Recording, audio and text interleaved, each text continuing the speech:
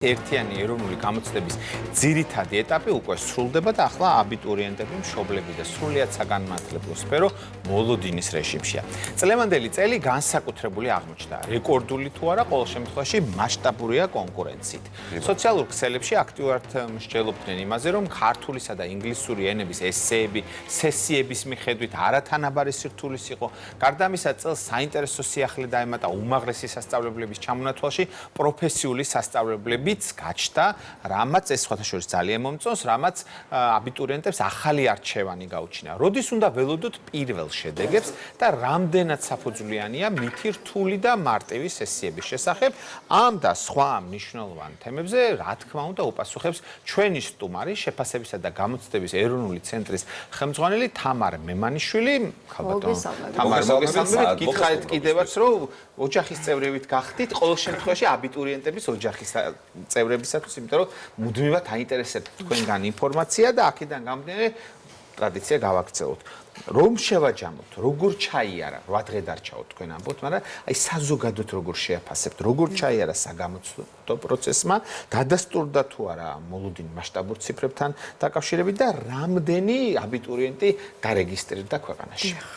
პირველ რიგში მოგესალმებით კიდევ ერთხელ, მადლობაც მოგახსენებთ მოწვევისთვის. და ასევე პირველ რიგში წარმატებას ვუსურვებ კიდევ და არაერთხელ ჩვენს აბიტურიენტებს. ერთიანი ეროვნული გამოცდების ძირითადი საგამოცდო სესიები უკვე დასასრულს უახლოვდება. დღეს გვაქვს ჩვენ გამოცდა უпростоრეთ აბიტურიენტებს ლიტერატურაში, რომელიც სულ ცოტა ხანში, რამდენიმე წუთში დასრულდება. მშობლიურ ლიტერატურაში თუ ზოგადად ლიტერატურაში. ეს არის დამატებითი საგანი და არა ქართული ენა და ლიტერატურა, რომელიც სავალდებულო საგანია ყველა აბიტურიენტისთვის და ხვალ უკვე ექნებათ მათ გამოცდა ფიზიკაში, რითაც ერთიანი ეროვნული გამოცდების ძირითადი სესიები დასრულდება. თუმცა საგამოცდო პროცესი სრულდება ივლისის ბოლომდე გრძელდება, ასე ვთქვათ, და დავასრულებთ 29 ივლისს. აქ გვაქვს ჩვენ პედაგოგების გამოცდები, მასწავლებლების და მასწავლებლობის მსურველი პირებისათვის ორგანიზებული გამოცდები და საერთო სამაგისტრო გამოცდები. საერთო მასშტაბით წელს ივლისის გამოცდებზე დარეგისტრირებული ყავდა 83,000-ზე მეტი გამოსაცდელი პირი. აქ იგულისხმებიან პედაგოგები და პედაგოგობის მსურველი პირები, რა თქმა უნდა, აბიტურიენტები, რომელთა რიცხვი ყველაზე მასშტაბურია და 43,000-ზე მეტი აბიტურიენტი ყავდა რეგისტრირებული, ასევე საერთო სამაგისტრო გამოცდაზე რეგისტრირებული პირები და სტუდენტები, რომლებსაც სურვილი ჰქონდათ ეცადათ ბედი და მინიჭებული გრანტი მოპოვებული გაეუმჯობესებინათ.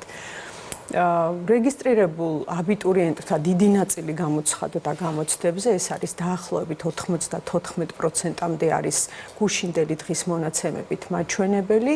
ასევე კარგი მაჩვენებელი გვაქვს მასწავლებლების გამოცდების შემთხვევაში, სადაც გამოცხადდა გამოცდებზე 85%-მდე გამოსაცდელი პირი რეგისტრირებული და საგრანტო კონკურსის შემთხვევაში ყავს 79%-ზე მეტი გამოცხადებული სტუდენტი გამოცდებზე. ანუ ქალბატონ თამარ, ბოდიში ჩაგეჭრებით. რას ნიშნავს ეს? შეიძლება იყოს ასეთი შემთხვევა, ბოდიში დარეგისტრირდეს და მე არ გამოცხადდეს. ეროვნულად არ მიხვედიან. არა, შესაძლებელია რომ დარეგისტრირდეს და არ გამოცხადდეს იმ მარტივი მიზეზის გამო, რომ ჩვენ წელს გვაქვს შემთხვევა, როდესაც მოქმედი სტუდენტებიც დარეგისტრირდნენ, გამომდინარე იქედან, რომ ვინაიდან სახელმწიფოს მიერ დაარსებულ უმაღლეს სასწავლებლებში სწავლა უფასო გახდა, სცადეს დარეგისტრირდნენ, თუმცა ჩვენი ინფორმაციით ზოგიერთმა მათგანმა ვერ მოახერხა და უშუალოდ გამოცხადება.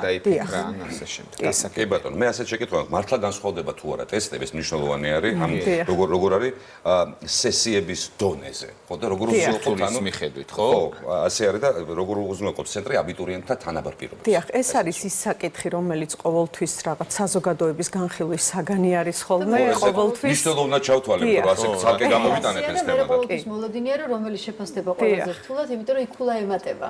ასე რომ ძალიან მნიშვნელოვანი ასეთი მითქმა-მოთქმა ყოველთვის ახლავს ხოლმე თან ერთიან ეროვნულ გამოცდებს. უბრალოდ აქ ჩვენ გვაქვს საუბარი იმ შემთხვევაზე, როდესაც თითოეულ საგანში გამომდინარე იქედან, რომ მას ირჩევს ბევრი გამოსაცდელი პირი, გვიწევს რამდენიმე სესიის ჩატარება. თითოეულ სესიაზე, რა თქმა უნდა, ტესტი იდენტური არ არის და არ მეორდება, მიუხედავად იმისა, რომ შესაძლებელია მაგალითად რომ ავიღოთ ქართული ენა და ლიტერატურა, გქონდეს დილის სესია და გქონდეს შუადღის სესია. ტესტი, რა თქმა უნდა, განსხვავებული არის. ამიტომ იმ შემთხვევაში, როდესაც ტესტები განსხვავებული არის სესიების მიხედვით, ანუ სხვადასხვა ვარიანტის ტესტი, როდესაც გვაქვს, შეუძლებელი არის მიუხედავად იმისა, რომ ძალიან დიდ ყურადღებას აქცევს ამას ჩვენი საგნობრივი დეპარტამენტები, რომლებიც თითოეული საგნის ტესტზე მუშაობენ, წარმოუდგენელი არის, მიუხედავად იმისა, რომ ტესტის სტრუქტურა აბსოლუტურად იდენტურია ყველა ვარიანტის შემთხვევაში, ამოცანების ტიპი იდენტურია, სირთულის ნაწილს რაც შეეხება, სრულად აბსოლუტურად ერთი და იგივე სირთულის ტესტი რომ შეიქმნას, წარმოუდგენელი არის, იმიტომ რომ აი მარტივი მაგალითიც რომ ავიღოთ, მაგალითად ამოცანა რომ განვიხილოთ, ამოცანის შემთხვევაში მოცემულობა ფორმულირება ამოცანისა რომ შეიცვალოს, ეს უკვე სირთულეს იწევს და სხვა ამოცანა არ ნიშნავს რთულ ამოცანას, ანუ ამაზე ვამბობთ. არ ნიშნავს. ანუ პირობითად აი ძალიან გასაგებად რო იყოს.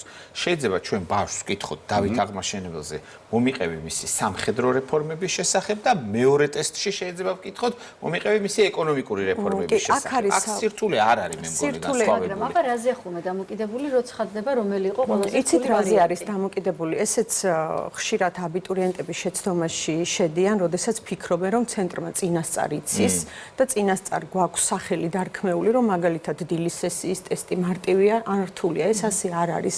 ტესტის სირთულეს განსაზღვრავს თვითონ აბიტურიენტის მაჩვენებელი, ანუ აბიტურიენტის გამოცდის შედეგი.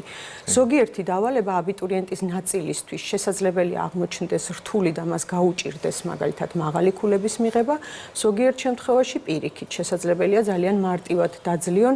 აქ არის საუბარი თვითონ ტესტურ დავალებებზე. ტესტი შედგება რამდენიმე დავალებისგან, როგორც ვიცით.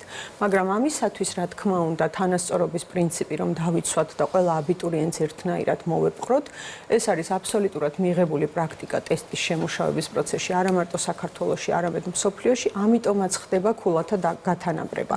ამიტომაც იყენებს ცენტრი იმ მექანიზმს, რომ შეაფასოს საბოლოო ჯამში აბიტურიენტების ნამუშევრები, განსაზღვროს დაუშვათ რომელი დავალება წარმოადგენდა აბიტურიენტისთვის სირთულეს და გადაწყვეტილება ქულათა გათანაბრების შემთხვევაში სამართლიანობის და თანაბრობის პრინციპიდან გამომდინარე მიიღოს. შეკითხვამდე რა ეტაპზეა ნაშრომების გამოკვლევა და შემოწმება, რომ ეს სურათიც გამოჩნდეს და როდის დაველოდოთ ეს გაწამებული მშობლები პირველ შედეგებს საგნების ნიშნავს. აი ეს გაწამებული მშობლები აქ არის თქვენს თვალში. აბა გისმენთ. წელს ძალიან ბევრი ნაშრომი გვაქვს შესაბამისად რაოდენობიდან გამომდინარე, რადგან ვამბობთ, რომ მასშტაბურად ბევრი მსურველი დარეგისტრირდა ჩვენს გამოცდებზე, შესაბამისად ბევრი ნაშრომი არის გასასწორებელი. თუმცა გასწორების პროცესი, რომ წარმოვიდგინოთ, როგორ ვიწყებთ გასწორების პროცესს, ვთქვით, რომ რამდენიმე სესიად შესაძლებელია ჩატარდეს, მაგალითად კი არა და ჩატარდა უბრალოდ ქართული ენის და ლიტერატურის გამოცდა 2 დღე ჩატარდა 4 სესიად, ნაშრომები გროვდება საგამოცდო ცენტრში და უკვე მეორე, მესამე დღიდან გამსწორებლები იწყებენ მასზე. კი, რა თქმა უნდა. დიახ, ის საგნები, რაც ჩვენ დავასრულეთ, ეხლა დღეს მაგალითად ლიტერატურა და ფიზიკა, როგორც კი დასრულდება, პარალელურ რეჟიმში დაიწყება, რა თქმა უნდა, მათი გასწორების პროცესი. როდის დამთავრდება ეს საკითხი? გასწორების პროცესი მიმდინარეობს და ჩვენ დაახლოებით ივლისის ბოლოსკენ უკვე დავაანონსებთ და ვიტყვით, როდის იქნება შესაძლებელი გამოქვეყნდეს შედეგები ჩვენს როგორც Facebook გვერდზე, ასევე web გვერდზე, თუმცა აგვისტოს დასაწყისიდან ეტაპობრივად, რა თქმა უნდა, დავიწყებთ ქართული ენით და ლიტერატურით და შემდგომში უკვე მოყვება სხვა გამოცდების შედეგები, რაც იმას ნიშნავს, რომ აბიტურიენტს ექნება შესაძლებლობა შევიდეს ჩვენს web გვერდზე ონლაინ ნაექჯიზე, თავისი პირადი ნომრისა და იმ კოდის გამოყენებით, რაც მას მობილურის ტელეფონზე მიუვიდა და შეამოწმოს არა მარტო ის ქულა, რაც მან მიიღო, არამედ იხილოს და ამობეჭდოს კიდევაც თავის ნაშრომი. ვასიკო, შენ ხო ისე ფიქრე, რაც მე გამსწორებლებს ხო და იკითხე. ხო, ანუ რაოდენობა ამ გამსწორებლების, ანუ ესენი ადამიანები არიან, მაგრამ რაოდენობა ხო არ ემატება, იმიტომ რომ აბიტურიენტების ბევრი მობრძანდება ბატონო. საკმაოდ დიდი რაოდენობის გამსწორებლები ყავს აყვანილი თითოეულ საგანში, ყველაზე მეტი გამსწორებელი ყავს ინგლისურში და ქართულ ენასა და ლიტერატურაში, იმიტომ რომ ქართულ ენას და ლიტერატურას ყველა აბიტურიენტი აბარებს, ინგლისურ ენას კიდევ 95% და გასწორების პროცესიც ასეთი მარტივი არ არის. მე ერთ-ერთ გადაცემაში ვთქვი კიდევაც, რომ აბიტურიენტებს წარმოუდგენიათ, რომ მხოლოდ ერთი ადამიანი ასწორებს ამ ნაშრომს, ასე არ არის.